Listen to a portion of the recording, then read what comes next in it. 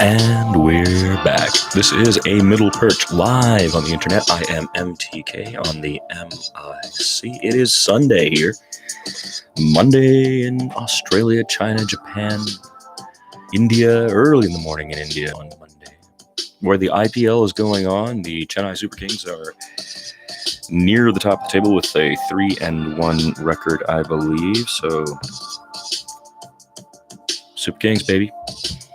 And here at the States, we have the March Madness going on. Incredible defensive lineup for the final game.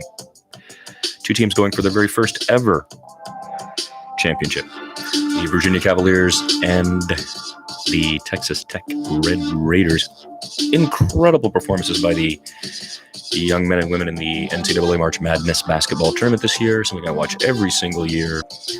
I always fill out brackets. My bracket is pretty good this year. I have Virginia and Texas Tech in the final, so that's a lot of fun. And I have Virginia winning by a score of 78-73, which is way too high. It's going to be half that. Their defenses are so exciting. The two teams play in very different styles. Tony Bennett has the Virginia Cavaliers. He's the coach of the Virginia Cavaliers. He has them playing in such an organized and orderly fashion. They just chew clock.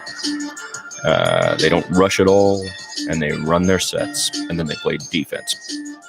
Tech, on the other hand, is all about the defense. Just take the ball away, even forcing turnovers. And, their offense is not that great, but they think, and they have successfully won by just beating you at the defensive end. So it is going to be one of the most tough-fought games in many, many years, I think. That'll be Monday night. So that's good. And then in the world of the NBA, we have the last 2 or 3 games of the season before the playoffs are set. The Spurs are in the 8th position, struggling to try to get the 7 from Oklahoma City. At the moment, they're beating Cleveland, the Spurs are, and OKC is playing, I believe, in Minnesota. Maybe the T-Wolf can help us out. In the world of baseball, the Giants finally won a game at home. That was nice to see. Brandon Belt with 3 RBIs, including a home run that drove in 2. Giants are 3-6, tied for last place in the National League West.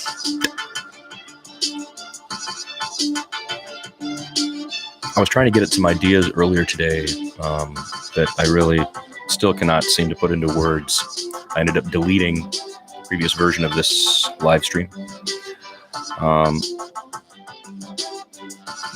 Ruminating on live camera is something that I think is not compelling, but it's something that I find useful to myself. Recently, I discovered that YouTube now has a new rule, which is that you cannot cast from your phone, your mobile device, anymore if you don't have 1,000 viewers, subscribers. I only have 106. I had 107 yesterday. I lost 1 in the night. So I'm not going to be anywhere near 1,000 in my lifetime. That's just not going to happen.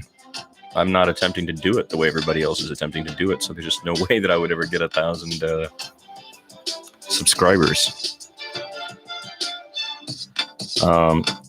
Which then brings to mind, why am I doing this? And I do think a lot of it is archival. I do believe I'm going to die without anybody having really understood what it was I was trying to communicate. And I think a lot of what I hope is that this will live on past my life to help me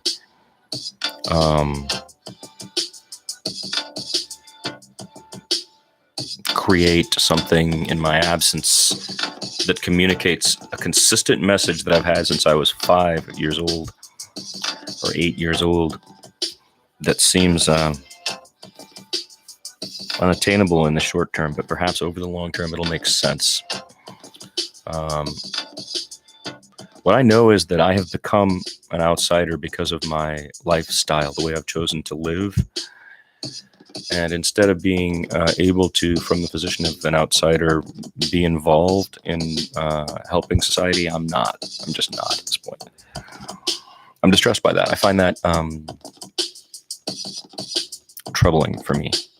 Now, I have personal responsibilities that I'm focusing on, which are taking precedent. And so it's not as though I'm not giving. I am giving, but I'm not producing the way I had produced for 30 years. And it's taking a really hard toll on me.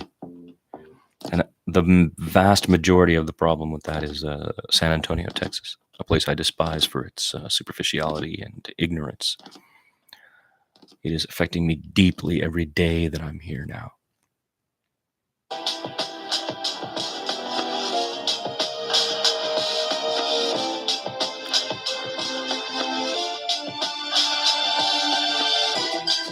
It's incredible to notice happen.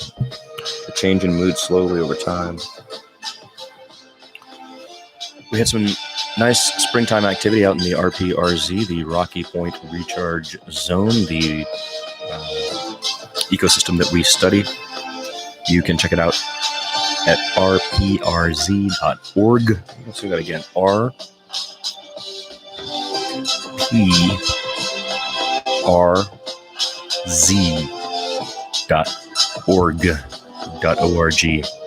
rprz.org. Last time I did this, I put the captions on, and when it came back, I said rprz.org, and it didn't write rprz.org. It never once looked like rprz.org on the caption, so I thought I'd say it 6 or 7 times in different ways. And then I would know at least how to pronounce that for future reference.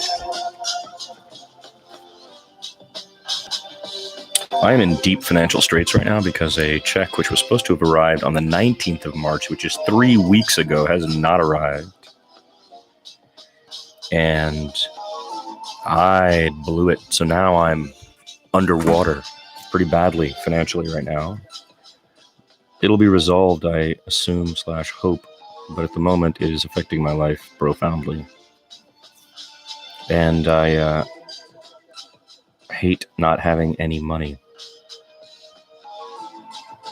Which has happened many, many times in my life. It happens in the lives of most artists, I suppose. But yeah, I'm overdrafted by $1,000+ right now, waiting on a $3,000 check, and I owe money to everybody. It's and how often this happens in my life because I refuse to take it to that level with this country. I don't know. So I had something I wanted to read, but I left it in the car, so I don't have that much anymore. There is a cool piece about baseball here that I liked by Louis Maynol.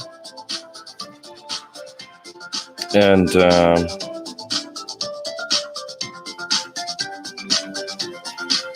I thought we could read that. There's also some long-form stuff that we could get into. We've been talking about, and it's very exciting because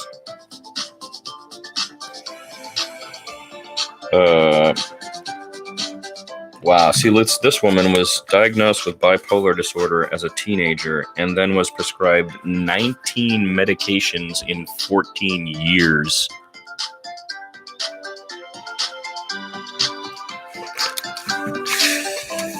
So I don't take Western medications. I do enjoy some mind-altering substances, which I find useful, but they are natural ones, generally speaking.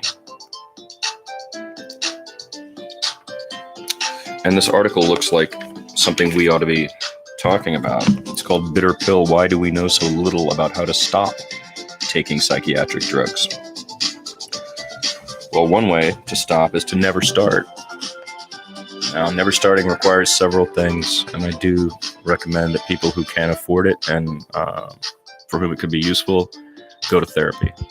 Because therapy is great. Therapy lets you reflect when it's done properly and use your own mind without the aid of manipulation from drugs toward corrective behaviors and toward a better way of thinking about yourself and the world you live in. That's basically been my approach. I refused and rejected Western medicine throughout my life because I think it's nonsense. I think this is a way for them to sell drugs to people that they cannot confidently state will function in the way they should for everybody, because everybody's different. Certainly when you're a person like myself who's had a very unique circumstance in life, I'm a deep Tamil Brahmin, dragged to the United States when I was 2 years old and surrounded by Americans only who had no family, no grandparents, no cousins, nobody except my parents who were fighting all the time and my sisters who were just busy becoming American. So they're each on their way, and I am left holding the bag, as they say, for being Indian and for becoming American and for trying to make those two things synthesize. And I can't get them to do that because during my life, the U.S. has changed so drastically for the worse. And my studies of history, politics, and social science and my active engagement in it multiple times had me batted down and told, well, that's not how we want to do it. Each time telling me more and more, you're not an American, man. This is how we think about it. You're in a tiny minority of some Indian pacifism that comes down from Gandhi that's moved here. You just don't get it. You got to play along. And I've never done that. So now I've been isolated by my process and my mind, which struggles with both the feeling of disconnection that brings and the feeling that they're going the wrong way and that the whole of society is going in ways that I find not incomprehensible, but just base and stupid and ignorant are things that I find very difficult to combat. I don't have a means because I'm not in the academy. So my mind and its activity, I engage in some mind-altering substances, it's true, but they're under my control and they're natural products. And I try to work on it all the time. I'm constantly working on my mind in a way to make it better. I am seized by the fact that I cannot function here because they just don't like the way I think here, to the extent of it being extremely isolated. There's no warmth to the way I'm thinking here.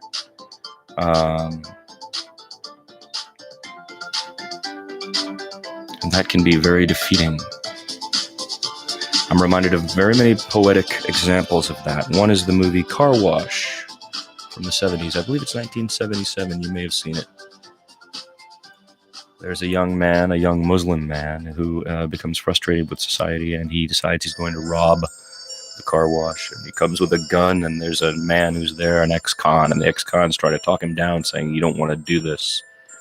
You don't want to send your life down this path. And he convinces him to not go through with it, and the young man is crying, and he's talking about, he's like, I think he says even, it's not me. He's so convinced of the fact that the world is screwed up. It's not him that's screwed up. And he's crying, and he can't reconcile that. This is an excellent metaphor. And when I saw that when I was probably 10 years old, and it hit me like a ton of bricks, I was like, that's exactly what I'm experiencing. I can remember being the first time they tried to, they made me stand up and do the Pledge of Allegiance, right? Because this is Texas. I sat there first I was like, wait, I don't want to do this. I wasn't a citizen at that time. I should have been able to say, I'm not obliged to do this. But there's no way I could have done that in 1970 San Antonio, Texas. Impossible. So now I'm getting up every day and I'm uttering the words, but they feel more and more like an oppression to me until I become numb to them, right? Now later I would become a citizen, but a kid came to our school from Nicaragua in those days. When I was in middle school, his name was Arturo. He arrived the first day, and the teachers were like, hey, we have a transfer student. It's a little different. He's coming to us from Panama or from Nicaragua. I think Panama, maybe. And there was a war zone at the time, and American intervention was all through it. So, of course, this guy's, what's going on, right? Kid shows up, big. He's wearing camo to school. This is in the 70s, guys. And when it came time to do the Pledge of Allegiance, I remember we were in Mr. Prahoda's class. Poli-sci history class. And Arturo stayed sitting down, and he had his hands on his fists. And when they said something, he said, not my country. That's all he said. Not my country. And he got sent to the office. And then some time passed. I don't remember what happened with him saying maybe he stood and he didn't say it, or maybe they said he didn't have to. I forget what happened. And then within a few days, he was found with a explosive device, a grenade in his locker, and expelled from the school. And nobody talked about him after that. But I remember thinking, what courage the guy had. Not about the bombing, but the grenade. But the courage he had to do what I couldn't do. leaving me once again with a feeling like my whole life in the United States has been a joke, man. Like, I participate. I can keep up with all of you because you guys are so ignorant and you have such a false narrative that all you have to do is memorize the narrative and spit it back to you and you're happy, right? Columbus sailed the ocean blue back in 1492. That was hot for a while.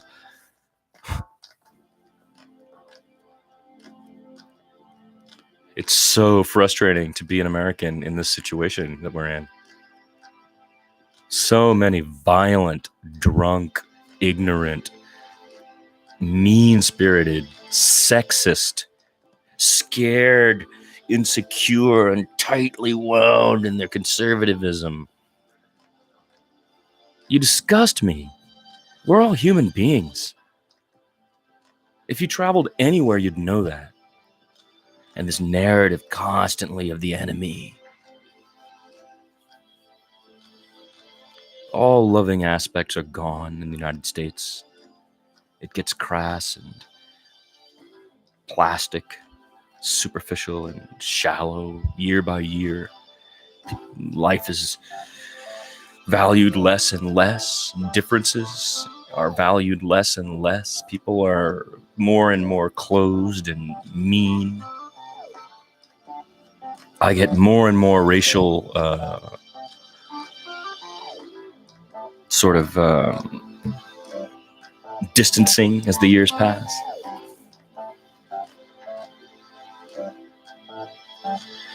Which is what has made me withdraw. I'm so unhappy here.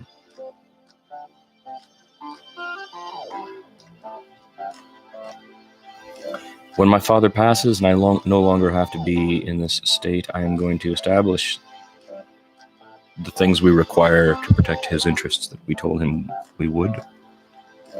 And I will mind them, and I'll be back here occasionally, I suppose, but in the end, I just don't. It has sucked life out of me and leaves me feeling uninspired, depressed.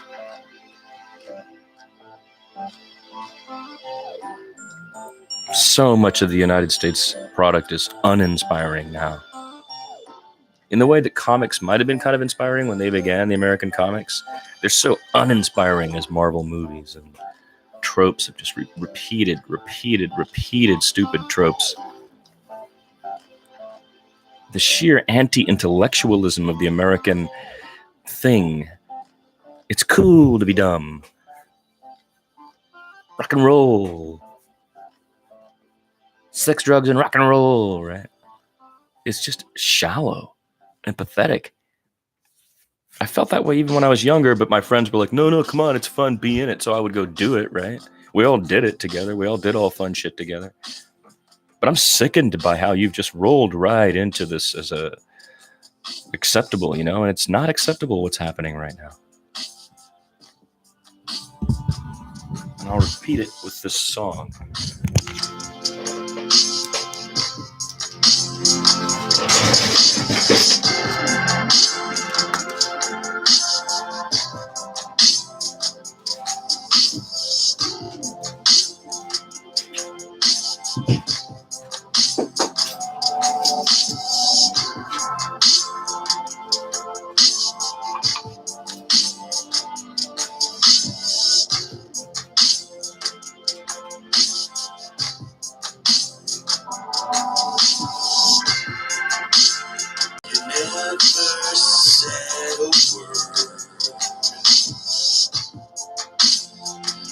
You never said a word.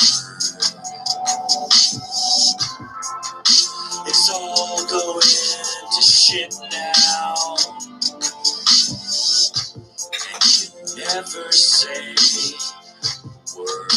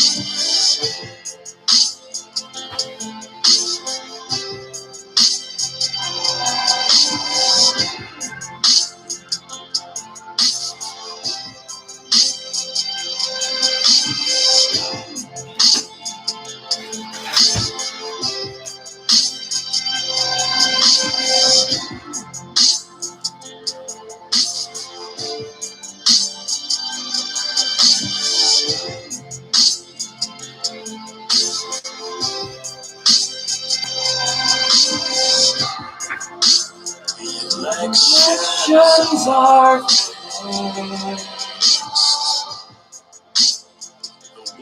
wars are endless. The surveillance is total around you. You never say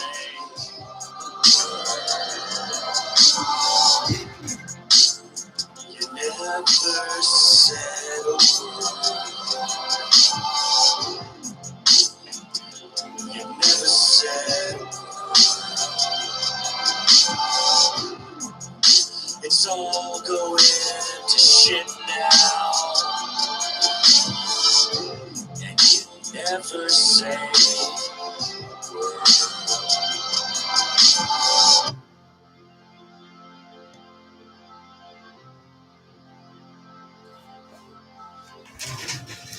Roll, roll, crunch, crunch, boom, boom. You never said a word. You just kept on going. You're like, yeah, but, you know, these big, tough, mean white guys, neocons, are just telling us to do that. I should just be quiet and follow along. What do I know about foreign policy? What do I know about the Muslims?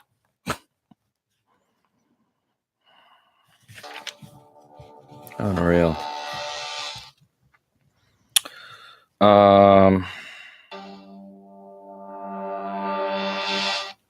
Should we do the Louis Manon baseball one? Why not? It's kind of cool. It's shorter too, so it'll be kind of fun. This is by Louis Manon. It is called Twist and Scout.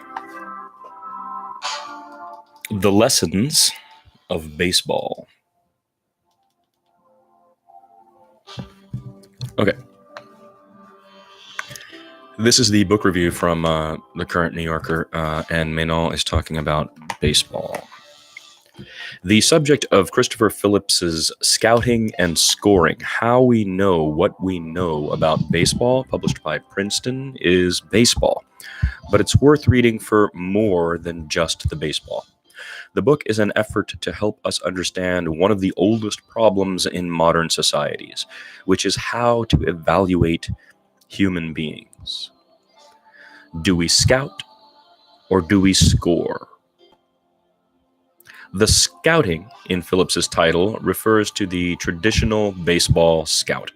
He's the guy who sizes up the young prospect playing high school or college ball, gets to know him away from the diamond, and draws on many years of experience hanging out with professional ball players to decide what the chances are that this one will make it to the bigs, and therefore what his price point should be for the club that signs him. The scorer is what's known in baseball as a sabermetrician, and they don't call it scoring, they call it data capture. He's the guy who punches numbers into a laptop to calculate a player's score in multivariable categories like WAR, wins above replacement, FIP, fielding independent pitching, WHIP, walks plus hits per inning,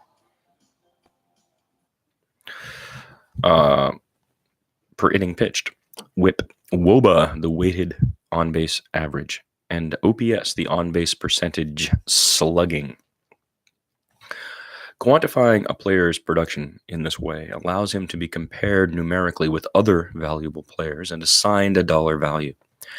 The scout thinks that you have to see a player to know if he has what it takes.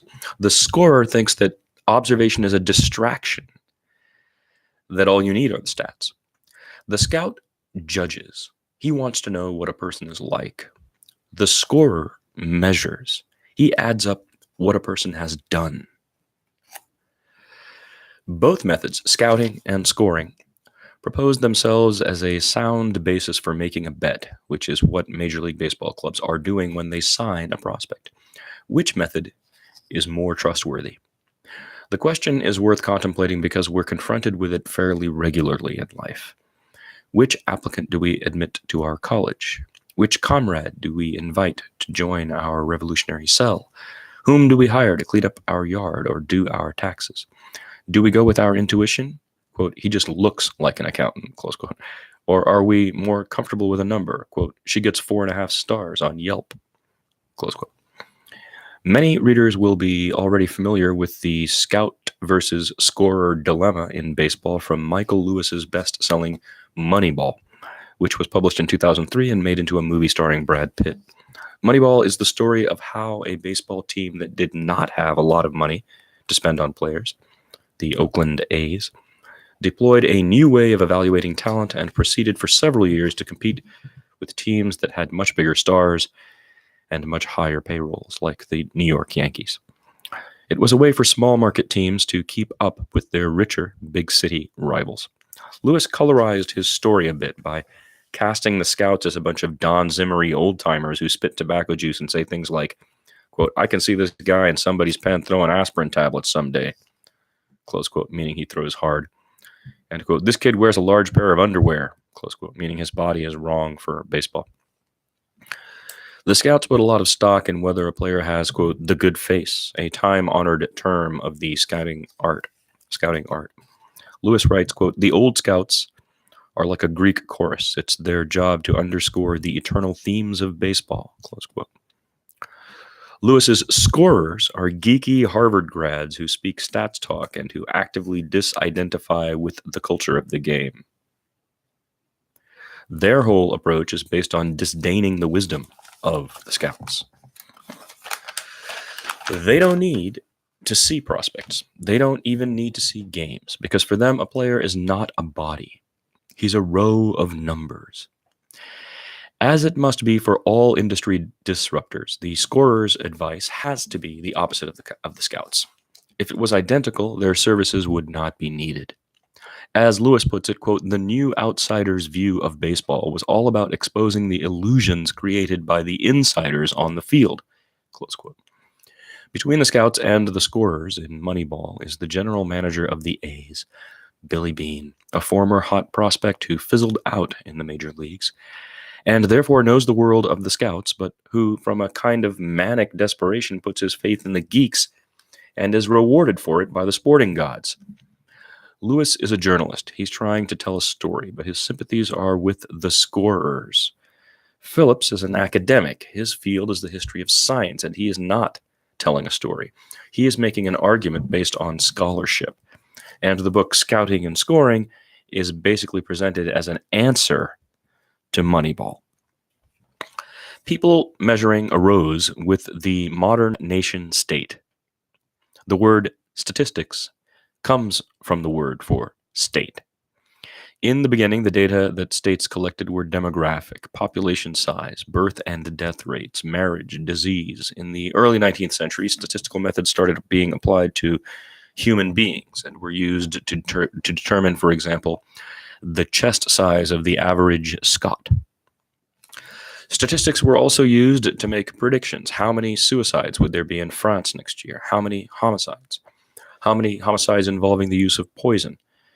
It turned out that there were regularities in all these categories. There was a kind of natural law governing the rate of murder by poison.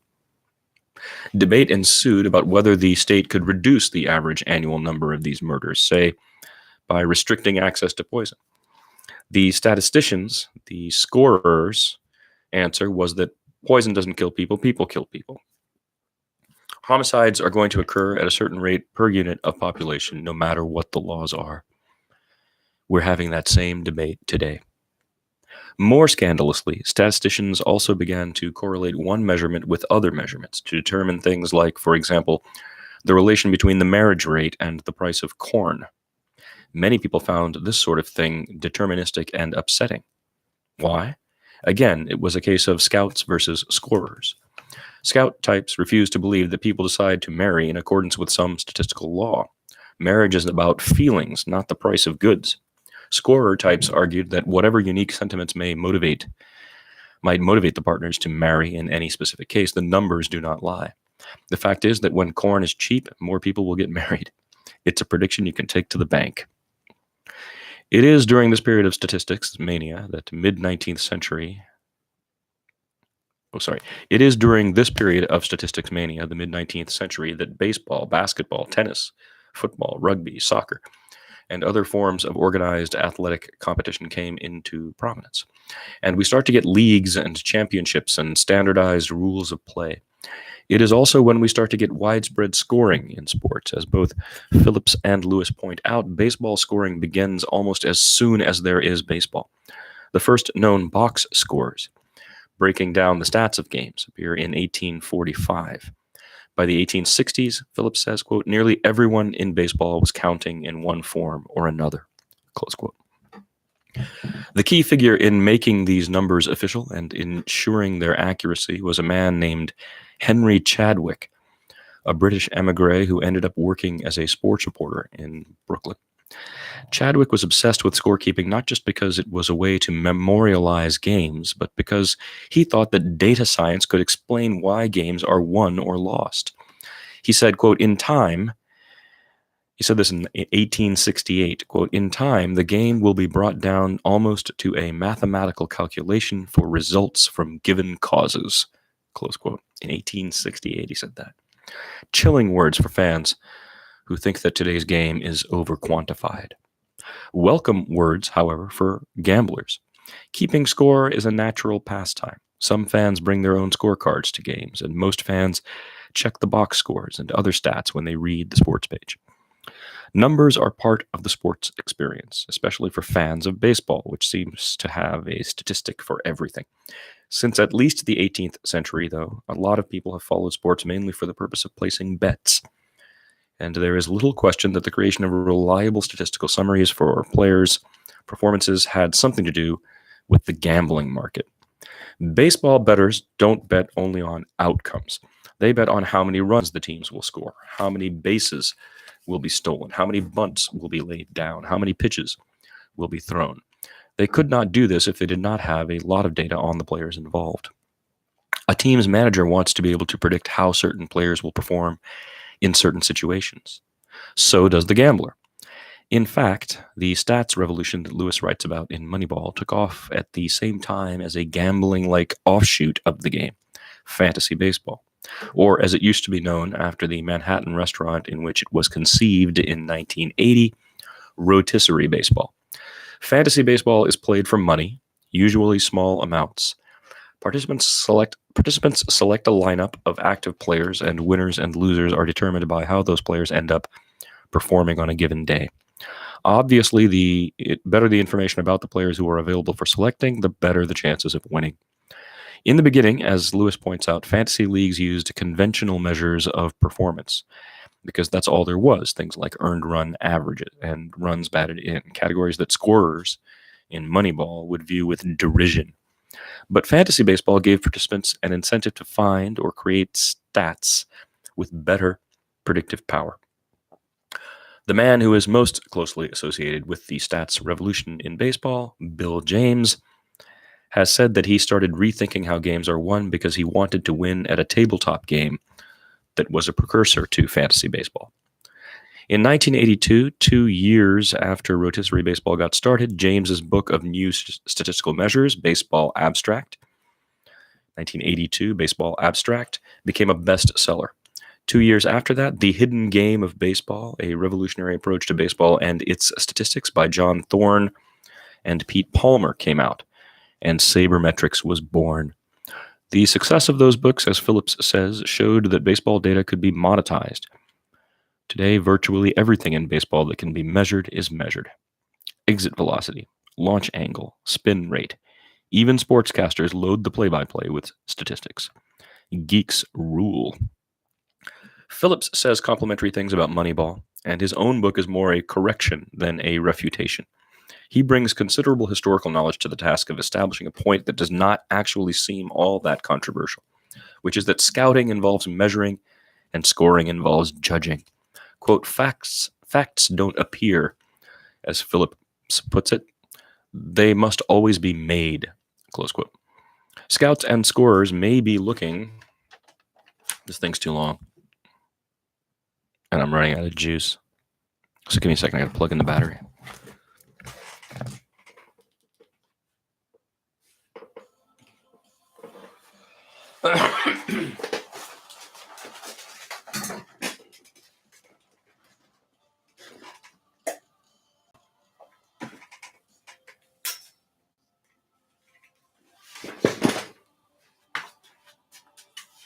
Glurp. Fleet Schmear. God damn it.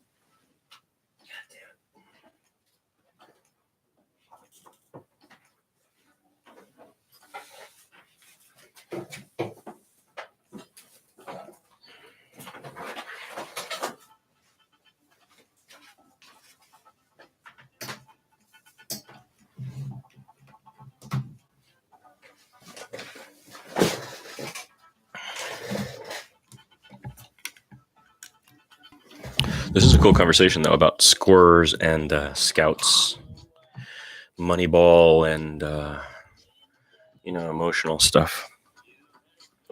How do we measure people and things and stuff? How do they fit into statistics? When I was studying statistics, I found the whole thing to be subject to a certain amount of what's the term for it? Well, there's a thing called regression to the mean that always makes me a little worried, and always wants to keep me outside as an outlier. Okay, so we're talking about, as Phillips put it, facts don't just appear; they must always be made. Close quote. Scouts and scorers may be looking at different things, but knowing which things to look at involves a judgment. Do we care about how far a ball was hit? What the defensive alignment was? The quality of the umpiring? Turning knowledge of the things that are judged relevant into a prediction requires a quantification, even if it's only of the, quote, on a scale of 1 to 10, close quote, variety. That's still an act of reducing information to a number. Quote, what I discovered was that historically, the ways scorers and scouts produced knowledge and established facts were not all that different. Close quote. Phillips writes, open quote, any claimed division between scouting's judgment-based subjectivities and scoring's data-based objectivities doesn't have a strong purchase, close quote. The scout's job is the same as the scorer's. He puts a number on a player, and that number represents the player's potential value. To show how intertwined judging and measuring are, Phillips spends a lot of time on a concept that was crucial to player evaluation: the error. The error was an object of fascination for Henry Chadwick, too. If a fielder drops the ball, you don't want to credit the batter or charge the pitcher with a hit or an earned run if the batter eventually scores. So if you are evaluating batters or pitchers, it's important to get it right. Was it really an error? Here, the scout has the advantage because the error is a judgment call. You have to have seen a lot of games to know whether the fielder should have made the play. There is no substitute for experience. You are not going to learn how to score an error in a Harvard math class. Parenthetically, he writes, but the math department is working on it. It has become possible based on the hang time of a batted ball and its distance from a defensive player to calculate the probability that it will be caught, close parent. Errors are a subset of a much more cosmic category: luck. It's an adage of professional sports that lucky breaks, like bad calls, even out in the course of a season. Actually, given a normal distribution of lucky breaks, there must be outliers. There is a luckiest person in the world. Probability theory requires it. A major aspect of scoring, therefore, is figuring out how to take luck out of the equation. Largely, this means discounting for fielding. Once a ball is put into play, many things can happen to it. A spectacular catch of a ball headed for the seats is recorded as an out. A dribbler in front of the plate that no defender can get to in time, a little dribbler, is a hit. And the evidence shows that these occurrences don't necessarily even out. One of the findings of the sabermetricians, as reported by Lewis, is that the number of hits surrendered by a pitcher can be quite inconsistent from year to year. Batted balls that are caught one year just happen to drop in another. But outcomes that a pitcher can control, mainly walks, strikeouts, and home runs, are predictable, which argues for making those, rather than hits and runs allowed, the proper basis for evaluating pitchers. Overall, the luck factor makes the scorer's job harder, since scorers need reliable numbers to work with, but it hardly affects the scout's job at all, since scouts are looking at intangibles like discipline, athleticism, and the will to win. Talent has to be evaluated in every professional sport. Why all the attention to baseball? One answer is that the gap in the level of play between high school or college ball and major league ball is very great. In basketball and football, many college stars can play in the NBA or the NFL right away. That's not the case in baseball. More than 1,000 baseball players are drafted every year, and less than 10% of them ever play in the majors. Everyone else toils away somewhere in baseball's enormous farm team archipelago. 240 teams, more than 7,000 players. There are 750 active major leaguers. That's it, 750. Virtually everyone in baseball spends time in that system, which means that scouts and scorers are often trying to guess what a 17 or 20-year-old is going to play like when he's 25 and finally arrives in the big leagues. What makes this process even more difficult is that the game changes, and precisely according to what teams value in their players. The shift is a much discussed recent example, moving most defenders to one side of the field against hitters who are predicted to pull the ball. With a lower chance of getting base hits, those batters now try to hit home runs. This is why launch angle has become so important. So do you value future home run hitters or hitters who can put the ball in play anywhere on the field? You can't know which type of player will be needed 5 or 8 years in advance. The ideal type is a moving target.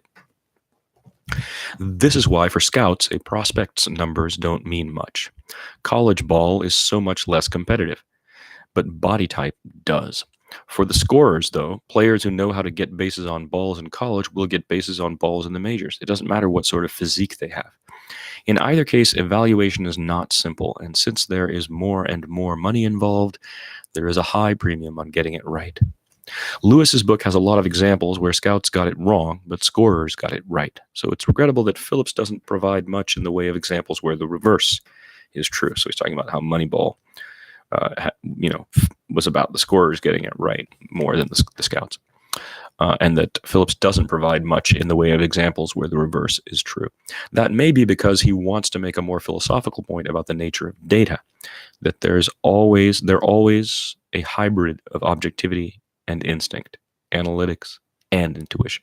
He concludes that scouting has as much claim to being scientific as scoring does. Quote, "It serves as a well-developed and well-crafted set of heuristics for arriving at stable, generalizable, and reliable facts about the natural world." Close quote. He argues that since teams continue to use scouts, their experience must be irreplaceable.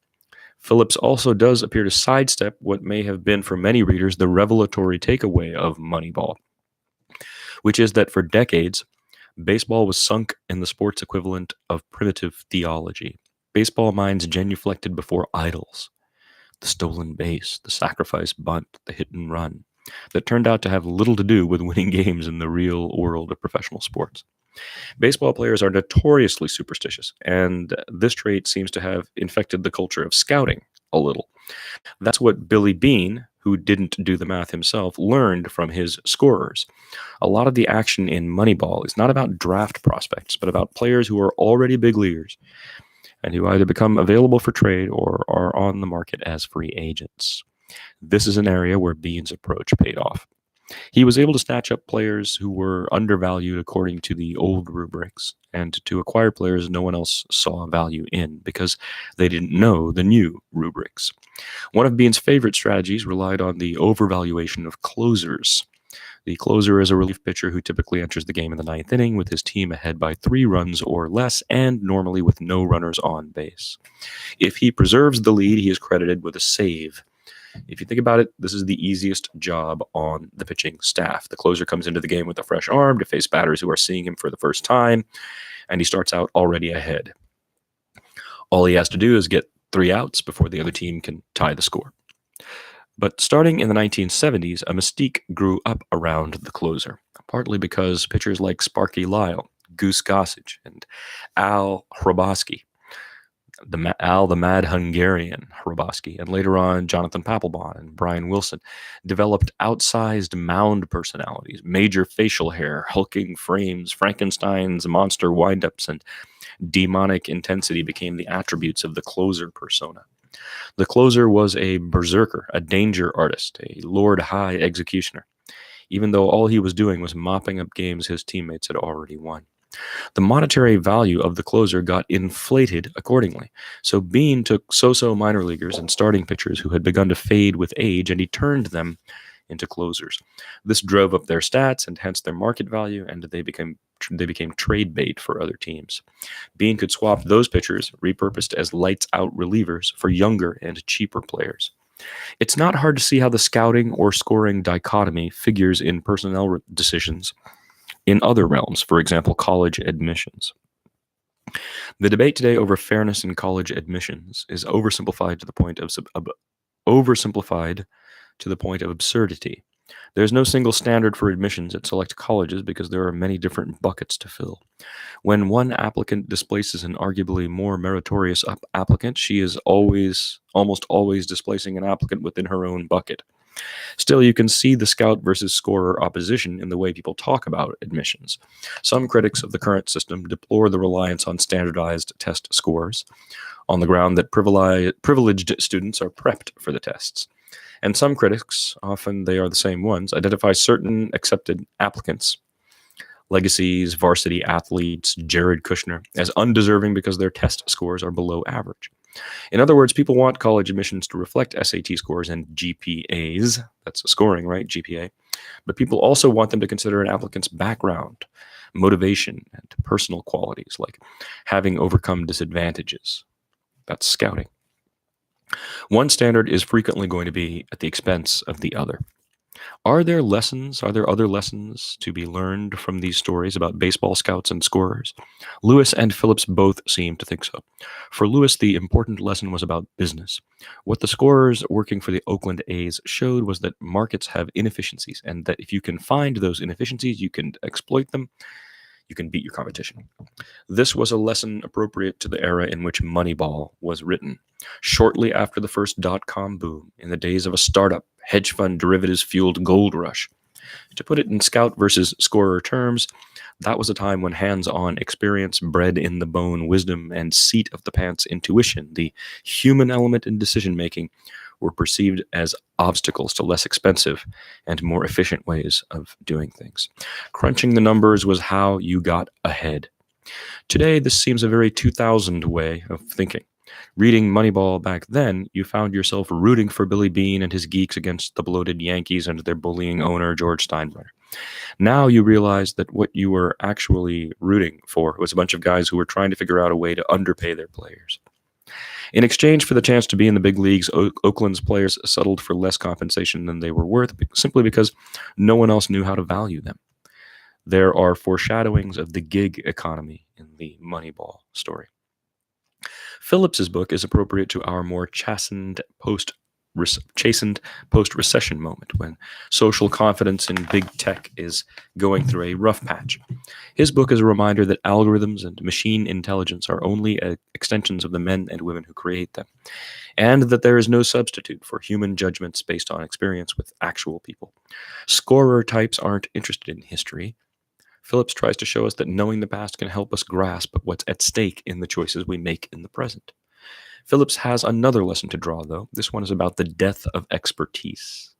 Quote, though it is a leap from Moneyball and data science to the rechristening of falsehood as alternative facts in 2017 by a special advisor to the President of the United States, he writes, quote, self-styled outsiders armed with a bit of data have had success in challenging expert consensus. Data analysts' downplaying of expertise ironically made it harder for objective facts to triumph over personal belief in a world in which everybody is a putative expert. Close quote. Whoa. It does seem a bit of a leap from Moneyball to climate change deniers and post-truth politicians.